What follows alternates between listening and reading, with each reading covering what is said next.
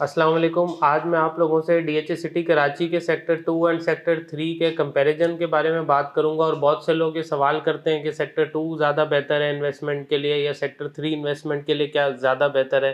तो आज इस टॉपिक पे आप लोगों से डिस्कस करूंगा। तो आए चलें वीडियो को शुरू करते हैं।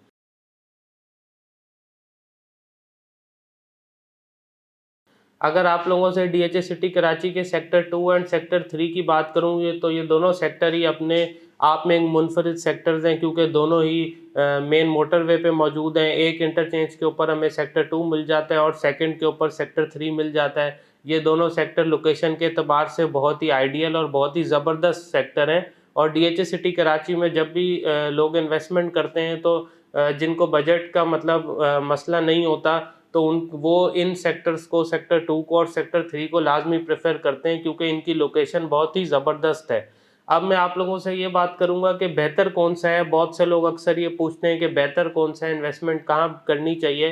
तो देखें, दोनों सेक्टर में इस टाइम फ़र्क है। जो लोग फ़िलहाल रहना चाहते हैं, जो फिर भी फ़ौरन मूव होना चाहते हैं या जल्दी घर बनाना चाहते हैं साल डेढ़ साल के अंदर, तो उन लोगों के लिए बेहतर यही है कि वो सेक्टर 3 को कंसिडर करें। 500 गज़ के प्लॉट वहाँ पे आप लोग ले सकते हैं और 200 गज़ के प्लॉट वहाँ पे ले सकते हैं। खैर, प्राइसेस का भी इन दोनों सेक्टर में फ़र्क है। सेक्टर 2 में भी डेवलपमेंट तमाम कंप्लीट हुई हुई है, लेकिन वहाँ पे प्रॉब्लम ये है कि अभी उस तरीके से लोगों ने वहाँ पे घर बनाना शुरू नहीं किए हैं। लेकिन एज़ कम्पेयर टू सेक्टर 3, वहाँ पे काफ़ी ज़्यादा घर बने हुए हैं। वहाँ पे आपको सेक्टर के अंदर ही तमाम चीज़ें मिल जाती हैं। तो अनकरीब लिवेबल जो जल्दी होगा वो सेक्टर 3 होगा। तो इस एतबार से सेक्टर 3 ज़्यादा बेहतर है जिन लोगों ने फ़ौरन रहना है या अनकरीब साल डेढ़ साल के अंदर मूव होना है। और लेकिन इन्वेस्टमेंट के हिसाब से फिर बेहतर ये है कि जो आपके बजट में आए उस हिसाब से आप फैसला करें, क्योंकि सेक्टर 3 में अगर रेजिडेंशियल 500 गज़ के प्लॉट की प्राइस की बात करूं तो वहाँ पे तकरीबन 1 करोड़ 55-60 लाख रुपए का मिनिमम इस टाइम रेट है, और as per location wise 2 crore 10 lakh तक भी जाता है। यही अगर आप कंपेयर करें सेक्टर 2D के अंदर, अगर आप आ जाएं वहाँ पे 500 गज़ तकरीबन आपको एक 10 एक 15 में मिनिमम और तकरीबन 1 40 डेढ़ के लगभग मिल जाता है। तो प्राइस का भी थोड़ा सा फ़र्क आ जाता है वहाँ पे। और वहाँ पे ये है कि वहाँ थोड़ा सा अभी टाइम लगेगा, क्योंकि जैसे जैसे आहिस्ता आहिस्ता जो है मलिर एक्सप्रेसवे का काम होता जा रहा है, तो लोगों का इंटरेस्ट डेवलप होगा। जब यहाँ पे यूटिलिटी सेक्टर 2 में भी जो है लोगों के लिए आ जाएंगी, लोग घर बनाना स्टार्ट करेंगे, तो फिर ये लिवेबल हो जाएगा।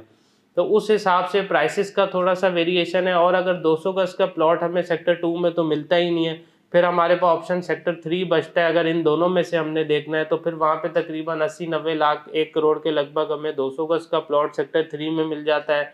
125 गज़ जो वैली शिफ्टेड प्लॉट है वो आपको 3C 3D 3E यहाँ पे तकरीबन मिलते हैं 35 से 45-50 लाख रुपए के बजट के अंदर। यही अगर आप सेक्टर 2 को कंपेयर करें तो वहाँ पे आपको 125 गज़ का प्लॉट नहीं मिलता है। वहाँ पे फिर ये है कि जिन्होंने 300 गज़ का प्लॉट लेना है उनके लिए सेक्टर 3 में ऑप्शन नहीं है, तो वो सेक्टर 2 को ही कंसिडर करेंगे। उसमें 2A 2B 2C में आप लोगों को 300 गज़ के प्लॉट मिलते हैं, और उनकी लगभग अंदाज़न अगर प्राइस की बात करूँ तो 90 लाख रुपए से लेकर 1 करोड़ 1 करोड़ 10 लाख रुपए तक है, जो अच्छा एवरेज लोकेशन का प्लॉट है।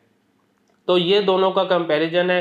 तो ये जो सवाल आता है अक्सर, उसका फिर मैं आप उन लोगों को भी यही जवाब देता हूँ कि देखें, दोनों चीज़ों की सिचुएशन दोनों सेक्टर्स की डिफरेंट है। लोकेशन के अतबार से, इन्वेस्टमेंट के अतबार से दोनों सेक्टर ही बेहतरीन है। अब आपने डिसाइड करना है कि आप लोगों के लिए क्या बेहतर है, कौन सा सेक्टर आपकी जो रिक्वायरमेंट है उसको पूरा कर रहा है। बाकी जो डीएचए सिटी ओवरऑल है उसमें इन्वेस्टमेंट करना वैसे ही ओवरऑल बेहतर है, क्योंकि आप लोगों को पता है कि जैसे जैसे मलीर एक्सप्रेसवे का काम होता जा रहा है तो यहाँ पे जो है काफ़ी बेहतरी होती जा रही है। लेकिन वही बात है कि ये थोड़ी सी लॉन्ग टर्म इन्वेस्टमेंट है। ऐसा नहीं है कि मैं लोगों को यही नहीं कहता हूँ कि वो फ़ौरन ही हर बंदा जाके वहाँ पे रह सकता है। ज़ाहिर है वहाँ पे थोड़ी सी यूटिलिटीज़ आने में, फैसिलिटीज़ आने में वक्त के साथ साथ टाइम लगेगा, और आहिस्ता आहिस्ता वहाँ डेवलपमेंट हो रही है। लेकिन बात सारी ये है कि जिन्होंने फिर भी जो है इन्वेस्टमेंट करनी है, जिन्होंने थोड़ा सा फ्यूचर इन्वेस्टमेंट प्लानिंग करनी है, या जिन्होंने रिटर्न ऑन आरओआई अच्छा जनरेट करना है, और जिन्होंने 2 से 5 साल के अंदर जाके रहना है, तो उनके लिए तो डीएचए सिटी कराची बहुत बेहतर है। क्योंकि साल से 2 साल के अंदर